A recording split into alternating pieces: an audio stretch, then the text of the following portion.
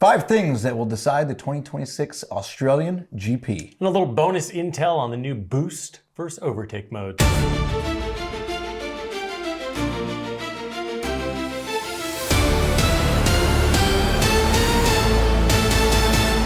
Welcome to the United States of Formula One. Follow us for more F1 coverage.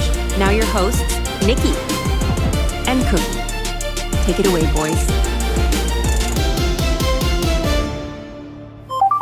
US F1 2026 season is here. Before we get into the 5 factors that are going to determine the outcome of the Australian Grand Prix, it would behoove us and you just to go over one of the changes, and that's the overtake and the boost mode as opposed to the old DRS. Yeah, DRS is now dead, which is sad, I guess. I don't know. I think anything. It gets played out after a while, and you just need change. You need variety. Yeah, and I won't say it's not DRS, so we're not going to call it active aero. Now the rear wing, Ferrari has the coolest one. The rear wing does open, and the front wing now adjusts as well. So it's kind of like DRS. We're going to call it 2026 DRS. the new DRS. So the old DRS, we obviously understood it. We all got to understand it, that you would have different detection zones throughout the track. Mm-hmm. You hit that, you're within a second. You can engage it then, not right then, but during the available DRS zone. Mm-hmm. Overtake mode now still has one activation zone. Now only one. There was multiples for the DRS, one activation zone for each race, and then you can use that bad boy at any point around the lap. So it's kind of nice. Yeah, I love that too. So, and they have it strategically in Australia right around the corner. So maybe it'll tighten things up. You get within a second. Now you got that whole lap with multiple times you can engage it. Yeah. So that's the overtake mode kind of taking over. The other brand new baby is the boost mode. Yeah. Which is somewhat similar to the IndyCar in the States. But instead of like IndyCar, where you have a certain amount of allotted boost throughout the race, and as you use it, you lose it, and then it's gone, here you can recharge. Mm-hmm. This is called the ERS. Yeah. And why is it called the ERS? It's basically, we'll dummy it down. It's the battery. Okay, mm-hmm. It's going to be the battery system they are running this year. So it's going to be, to me, I think this is more actually important than the overtake mode, because you can use this at any point. But how often are you going to screw yourself using it too much and having to harvest energy to build that battery back up? So exactly, I think that's going to be crazy. You're going to have cars that are using the boost mode to pass, and then basically the batteries ran out, and then the car that they just passed is going to have that boost mode to hit them right back. So this is for defending the overtake as well. I think that's what you're mainly going to see. That's the primary purpose of what it was put in there, was this overtake is becoming more of an advantage. So to counteract that, let's give who's in front a little bit of boost mode. Strategically use it at the right time. They overuse it. Now the overtake can just come in at any point. So there's a lot of strategy, but I do like the idea of maybe using the boost mode when you're behind. Use it for a little bit, then use the overtake mode, but you have to remember, you got to preserve the battery and you got to recharge typically at the end of a straight. So many subtle nuances to it. We're not going to get into everything, but that is kind of explaining the difference between the old DRS and the new boost and overtake. Yeah, and the only other thing that I will talk about is the mental portion of the drivers this year. They don't have to just drive a car. They have so many different buttons in front of them. Mentally, are they prepared? Exhausting. Is the rookie going to be prepared for it? I feel the worst for him. I feel real bad for Lindblad because he's already trying to understand Formula One, and now you have an entire computer in front of you. Yeah. So many options, and you hope your team's telling you what to do when, but you got to take chances. You're the driver. Yeah, it's going to be a lot of strategy. So that explains that. All right, Nikki, let's get into the first of 5 things that's going to determine the outcome of the Australian Grand Prix. Ooh, factor 1. Factor 1. We're talking track evolution. Now, I'm not talking the evolution of this track ever since it started back in 1996. I'm talking about the evolution within the week that we're racing there, from FP1 on to race Sunday. The really issue here is that it's green. You know why it's green? Why is it green? It's a street circuit. Yes. It's a semi-street circuit. Everyone knows Vegas is a street circuit. Street circuit, we're out there on the actual roads that people are driving on every day. Semi just basically means that they add some roads, they build some roads for the racetrack. Right. So you can see there where the grandstands are, the start finish. That's just for this race. That's used for other things throughout the year, but there aren't cars on that. The other side of the track, you have people driving on every day. So it's going to be green, meaning it needs to get that dig in from the tires. It needs to wear in throughout FP1. And what's that going to create? Well, let's just say Charles Leclerc and during FP1 is just dominating. He's the fastest car. It just means that FP2 it's going to get faster. FP3 it's going to even be faster because it's just going to be more and more rubber down on that track. Rubber it in, baby. Rubber down, baby. Yeah, so that pace is going to pick up. It makes it more exciting, but it also can maybe send a little bit of a false message of who's doing great in FP1. If you're betting, don't bet on after FP1. I like it. So we're going to get that tire dig in. Also, this is going to become, and this is maybe because of the new cars, there's going to be a lot more of this going in. Yes. It's not going to be that high-speed sprint. It's going to be tactical. It's going to be energy management. Who's going to use the boost better? Who's going to conserve it better? Is it going to work? We don't know. Is there going to be stall outs? Yeah. I mean, the biggest thing, and they say that Australia specifically is an energy-starved track, meaning there's not a lot of great locations to recharge that boost once you've used it. So if you're overusing it like an idiot, you don't have those straightaways, so you're going to have to do a lot of lift and coast at the end of a turn to recharge. And in that case, if you're lifting and coasting, someone else might have that opportunity to go right by you. So there's a lot of strategy that goes into this. It's going to be a lot different because, as we know, I don't even know what to watch for. Australia had a lot of DRS trains. We don't have DRS anymore, so is it going to be what kind of trains is it going to be this year? Hopefully not, just a whole bunch of passing. What kind of train is it going to be? So that's kind of the first factor. Let's get into a little bit of the track stats. Nikki, I'm going to throw it over to you. Some track stats from prior years. Well, you got, what is that, 5.278 kilometers, which is, for you Americans, I don't know what that means. 3.28 miles. Okay, that helps me. When you say 5.2 kilometers, I'm like, it's like 60% or something like that. So we're at a little over 3 miles. Fastest lap of all time. 2024, Charles Leclerc. You knew it wouldn't have been last year with all the rain. So it was 2 years ago, Mr. Leclerc, who has a very good chance of winning this. Ferrari has good race strategy. He has a good chance. I mean, we'll see. And we all know who won last year. Lando Norris. Your boy Lando. Yeah. So, and there's 58 laps. And again, no DRS, but as you can see here, one activation zone.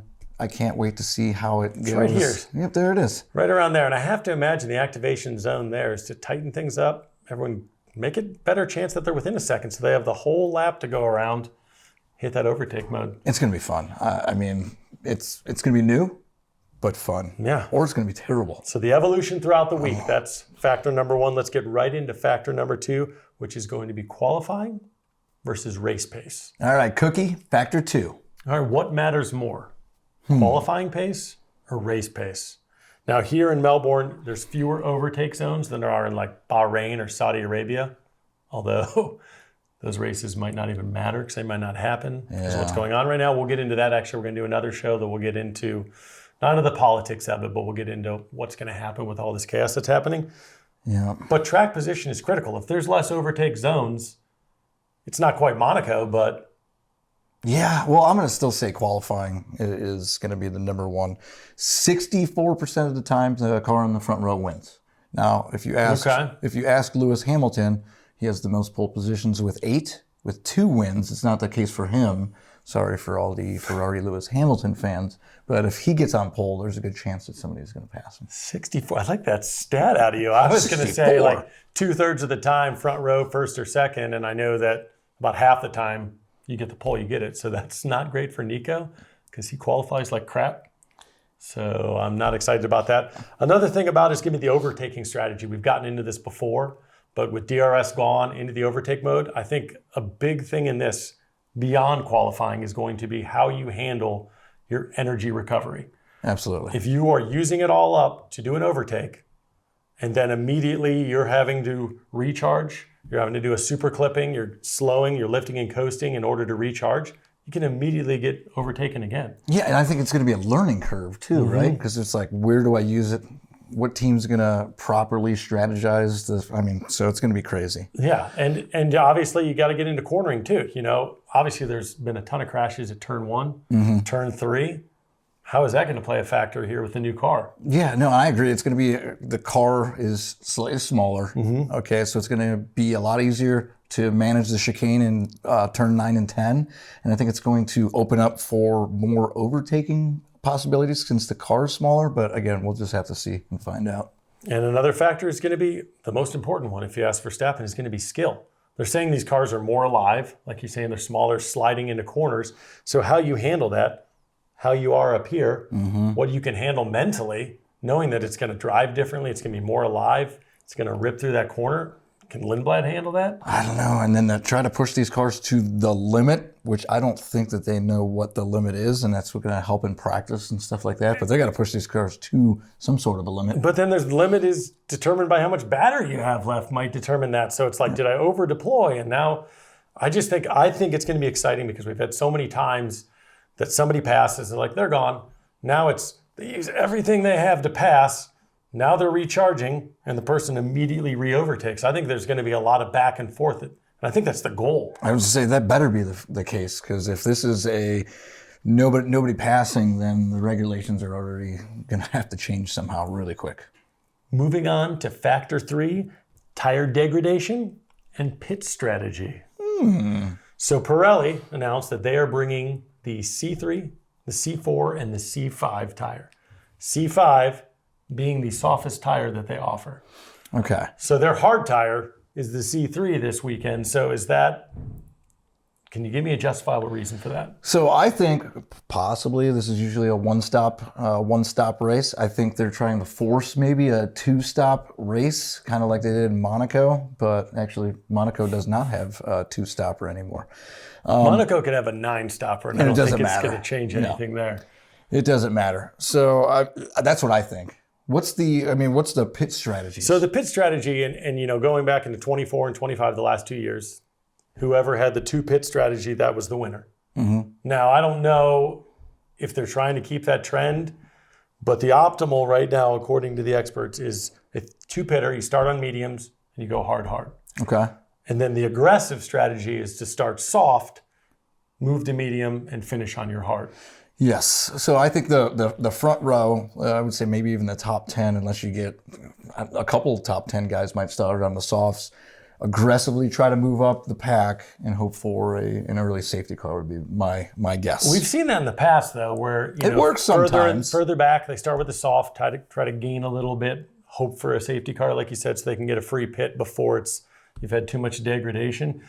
Australia is known as being very grainy, so until it rubbers in, you're going to wear through anyhow. So is there anyone that can do a 1-pit strategy and win this race? Can you get some of the veterans, the people that are very good at preserving their tread, their tires? I don't think so. I think this is going to be a 2-stopper no matter what. Yep. And like you said, if there's a safety car, that's going to add stops anyhow. This could turn into a 3 or a 4-pit strategy, because if you have that opportunity with a free full safety car, why wouldn't you take it? Yeah, you're going to take it. So I think the aggressive team's going to win. You think it's got to be the optimal? Yes. I think someone that starts on the soft is going to win. Okay, well, I think you're wrong. Take that little bit of advantage. That segues us right into Factor 4. Safety car probability. Well, I'm going to tell you this. There's 1,000% chance. I don't think you can get any higher than 100%. There's 100% chance that you will not be seeing my man Burt Maylander in Aston Martin this year. Oh, you had me scared. I thought you meant we weren't going to see Burt Maylander. No, we're going to see him a lot. But this year, the Mercedes takes over. No more Aston Martin. And I love the look of that new Mercedes. I do love Mercedes. that. Do you feel bad for Aston Martin losing their safety car? We're fine with Mercedes. I do love that. Even a little bit. But at Australia, we're looking at a 50% chance of seeing Maylander on the track, and a 67% chance that you're going to get a virtual safety car. So it's likely. It's likely, and it's going to depend on weather. 50-50 on a full safety car, 2/3 on a virtual. Well, I mean, a lot of that has to do with turn 1, turn 3. Yep. There's a lot of chaos around there. There's areas where the walls are close. I know the cars are smaller. Maybe that helps a little bit. 2025. We had 3 safety cars. Mm-hmm. That was before, you can't count the formation lap where my man, poor Isaac Hajar, crashed. So. It was so wet and windy there. You could say it was almost 4, but we'll say 3.5 safety. Yeah. We had 24, ended under a virtual safety car, with George Russell winning. 23, we had 3 Red flags? Three red flags, and that finished under safety car. So 3 years in a row, it's been chaos. What's to say it's not going to happen again? Yeah. And I hate when races end under virtual safety cars. So let's hope that doesn't happen this year. So I'm going to say this. That's beautiful. It's not going to be the fastest car. It's going to be the team that reacts the fastest is going to win this race. Oh. Reactions. I like that. We're going to move right on. Factor 5. Our final factor. It's the championship narrative. Okay. Will Lando Norris defend his title?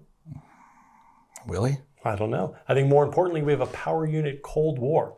You know, we're going into that 50-50 combustion electrical motor. Yep. We have Ferrari with the small turbo and the rear wing versus Mercedes, and what's going on with them? Well, the compression ratio rule, it ends in June. So they're going to have to figure something out by June. So does that mean that Mercedes is going to dominate until June? Or, is it going to be that good? We just don't know. It's not just Mercedes. You have McLaren, Williams, Alpine, all the teams that are supported by a Mercedes power unit. Yep. That 16-to-1 ratio that somehow they're getting 18-to-1. And they have till June 1st. I don't know. How about Hamilton? What about Hamilton? Will Hamilton rebound? Is this his swan song? He said he's going to be back. I think that's a narrative we've talked about, not to mention Leclerc. If Ferrari's smaller turbo works out, is Ferrari back? I don't know. So when we talked about this, it all depends on Kim Kardashian. If he breaks up with her, he's going to do really good. Sorry. We have new teams coming in. We have the competitive arrival of Audi. Kick Sabri got a new color of paint. My boy Hulkenberg looking nice. Ford. Will the Ford motor for Red Bull, will it hold up? Hasn't been tested yet for, reliability. Is it going to have reliability issues? Hopefully not. Yes. I don't think it's reliability. Think so. I think it's longevity. We can talk till we're blue in the face, but it really is just going to come down to at Albert Park and the rest of the season, which teams best interpreted the new regulations and how they're going to make upgrades come through. It's going to vary week by week too, I think, too, as well. So I think week 6 could be completely different than week 12. Yes. It's going to get better for some teams, worse for some. There's a lot to interpret. It's brand new.